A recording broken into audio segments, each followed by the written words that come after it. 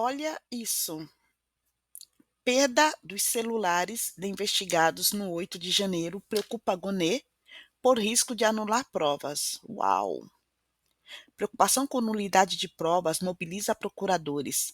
Aparelhos sumiram após perícia da PF. Que será, né? Após a revelação da perda de celulares em um notebook pertencentes a 2 oficiais da PM do DF investigados na ação penal 2417, que apura omissões durante os atos de 8 de janeiro, a Procuradoria-Geral da República passou a buscar ativamente os equipamentos, segundo fontes com conhecimento direto da apuração. A preocupação da PGR gira em torno da possibilidade de nulidade das provas, o que pode impactar diretamente a sustentação do processo no Supremo Tribunal Federal, o STF. Fontes ouvidas pela reportagem afirmam que a Polícia Federal tem adotado postura de tranquilidade nos bastidores, sob o argumento de que os bens não estavam mais sob a sua responsabilidade no momento do extravio. A responsabilidade pela guarda final dos equipamentos teria sido transferida para a PGR após a realização de perícias. A corrida da PGR para localizar os dispositivos ocorre em meio a alertas de especialistas sobre o risco jurídico da falha. O jurista Pedro Serrano, ouvido pela reportagem, considera o episódio grave e defende investigação rigorosa. Olha, precisa ser feita uma investigação rigorosa, porque isso não é normal. Isso tem um indício de que pode ter havido um ato doloso. Uh.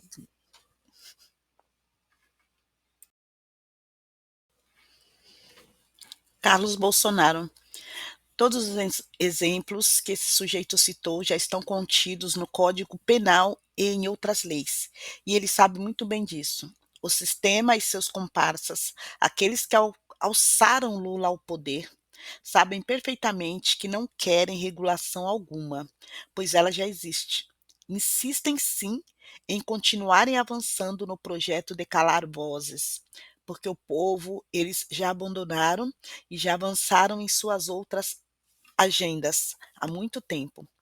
Atualmente, só há uma preocupação: garantir sua mínima chance em 2026, controlando em absoluto também a informação. Então, no final, acrescenta-se a palavrinha mágica para dizer que tudo o que foi dito é lindo. Viva a democracia. E aí, né, o excelentíssimo falando que um cidadão pode ofender uma pessoa com as maiores mentiras absurdas e falar que isso é liberdade de expressão. Liberdade de expressão significa respeito às pessoas e não ofensa às pessoas, ao não achincalhamento às pessoas, à não prática de preconceito contra as pessoas. Eles acham que estamos tirando a liberdade de expressão. Acham, não tenho certeza. Nós estamos tirando a liberdade de contar safadezas nesse país e de desrespeitar a democracia nesse país. Que um cidadão pode ofender uma pessoa com as maiores mentiras absurdas e falar que isso é liberdade de expressão? Liberdade de expressão significa respeitar essas tonteiras que ele fala sempre.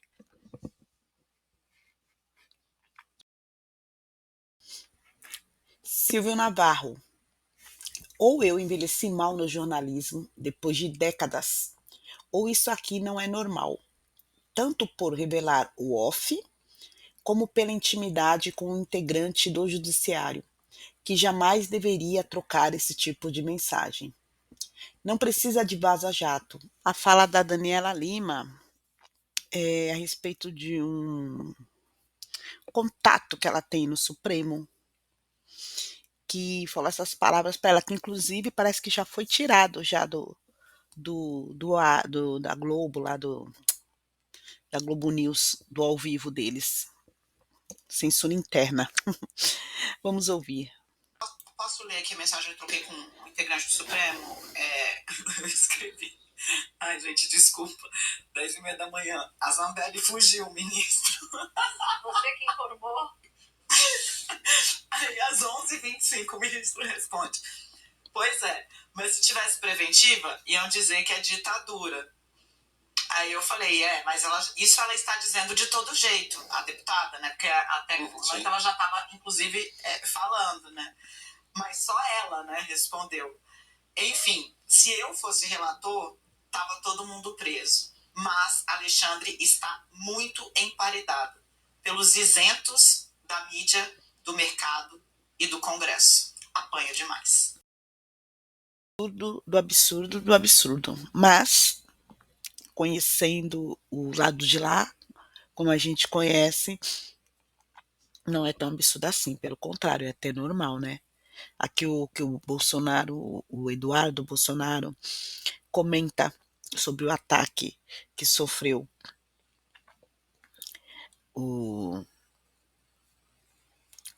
o senador, né?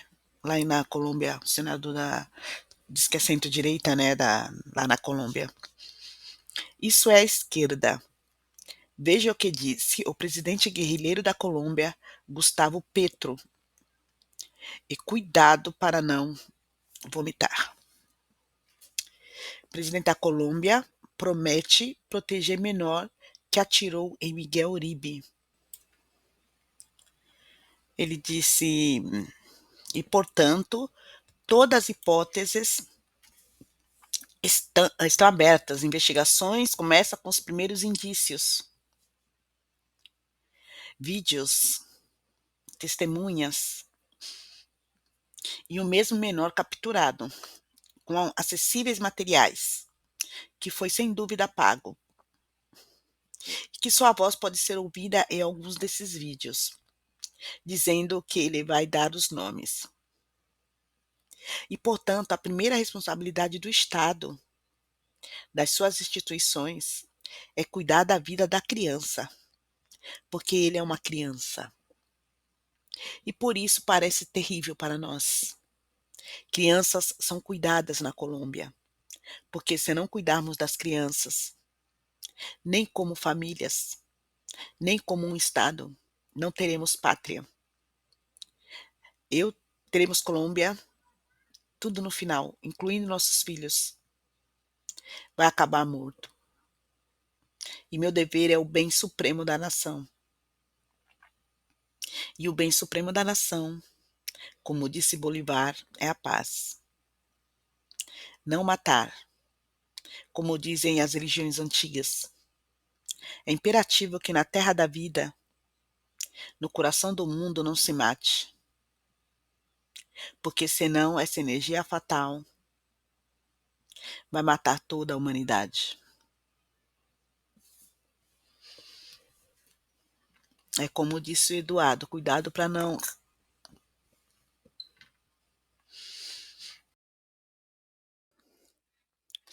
Resposta avassaladora. Resposta avassaladora de Eduardo Bolsonaro. O Zaratini, não precisa nem dizer, né, que esquerdista, ele comentou: inacreditável ver Jair Bolsonaro dizendo que mandou 2 milhões de reais para o filho não passar necessidade nos Estados Unidos. Vou repetir: 2 milhões.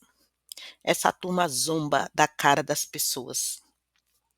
E Eduardo respondeu: se eu fosse do seu partido, PT, que roubou o Petrolão, Mensalão e agora INSS, certamente eu não precisaria recorrer ao lícito e privado dinheiro do meu pai. Podia dormir sem essa, né? Na Colômbia, o candidato conservador Miguel Uribe foi baleado. No Equador, Fernando Villavicencio, de centro-direita, acabou assassinado.